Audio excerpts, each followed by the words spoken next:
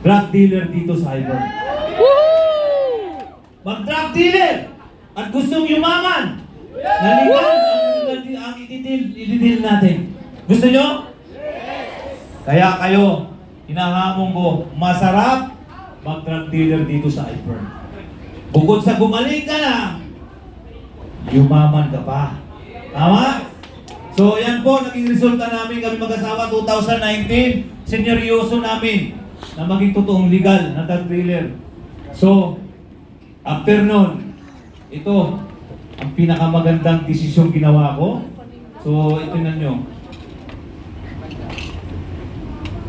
Di ba ito napi-play? First ate. Okay, first ate. Kasi po bakit? Yan. Back mo lang. Kasi po nung time na yun, nung nag-trailer, kahit bago po kami mag-drug dealer talaga nitong negosyo ito sa Hyper, nakita ko may tao na gusto niya baguhin ang buhay ng bawat isa. So ang mission niya, mag-create ng mga milyonaryo. Kaya nung time na yun, nung pumunta siya 2018, nakita ko, may chance kami na pwede maging milyonaryo. Kasi pagod na nga kami sa gasolina namin, walang nagturo sa amin doon kung paano yumaman, ay dito may magtuturo. Kaya nga po kami, yung mga nagsalita dito yan, mayroon na ba? So, yan.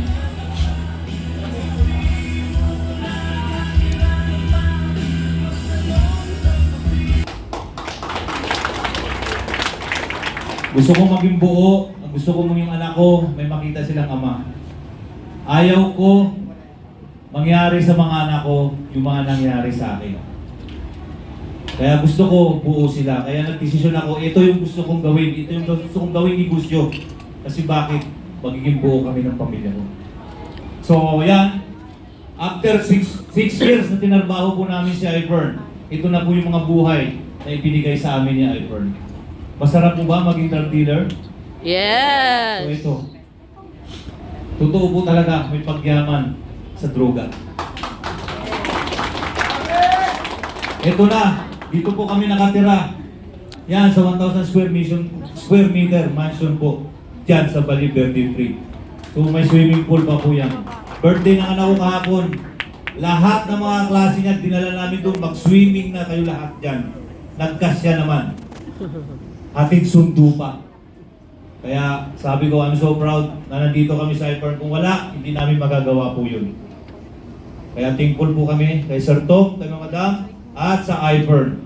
So ito pa, nagagawa ko na po yung mga dati hindi ko kayang gawin. Nakatulong na po tayo sa ibang tao. Lalo-lalo na sa mga nangailangan. Tuwing birthday ko po, ito po ginagawa ko ngayon. Na dati, ang simple lang ang kaligayahan ko. Tawagin ko lang yung mga tropa, ready na yung native, nilutong-luto na. Pulutang-pulutan, mayroon na. May alak pa. Yun lang ang akin nung time na yun. Pero dito sa Ivern po, nakakatuwa, ito na po ang nagagawa po natin. At syempre, Ayun o. nakakapag-tourist na rin tayo. Dati, pag pumunta ako ng ibang bansa, kahit sa ang ibang bansa pa yan, empleyado pa rin ako. Trabahador pa rin ako. Pero dito, namamasyal ka na, kasama mo pa ang mahal mo sa buhay. Parang yolo lang, no? So kita mo naman, walang pinalampas. Walang pinalampas sa pagkakataon, lalo na't ibang lugar yan. Diba? So napakasarap po, pagbakasyon, lalong-lalo na libre pa. May allowance pa. Ganun po ka-generous yung negosyo po natin at yung kumpanya natin. No? So ito pa, ito bagong-bago po, isa po kami nakasama sa World Branding Award. Pangalawa ko na po, napapasama po doon. Wow! Sa Osaka, Japan. Kasama ko po yan. Siyempre, ang aking ang nag-iisa ko. Ang nag-iisa ko. Number! Iba naman nag-iisa. Iba naman nag-iisa. Sabi ko sana, number 1. Nag-iisa pala. Bahir magkamali. Tao lang. Tao lang. Pinasaya ko lang kayo. Kayo naman talaga pagdating sa ganyan, gusto nyo talaga makasira ng pamilya. Huwag ganun. Okay na eh. Diba? So yan. So napakasarap po mag-abroad talaga. Na turista ka.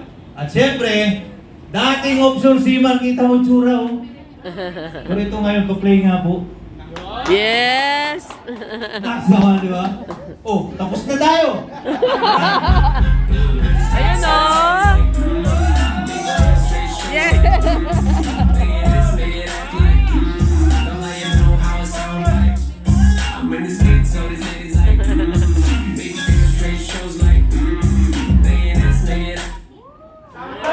Sample! Iba talaga pang crap dinner ka, no? Mafyang dating. Ay, nako. Iba talaga binibigay rito sa iPhone. Kaya sabi ko sa inyo, masarap maging drug dealer dito. Kita nyo yung tsura ko nun, no? Parang Antonio Banderas. Oo, kita mo, parang Antonio Banderas daw talaga. So,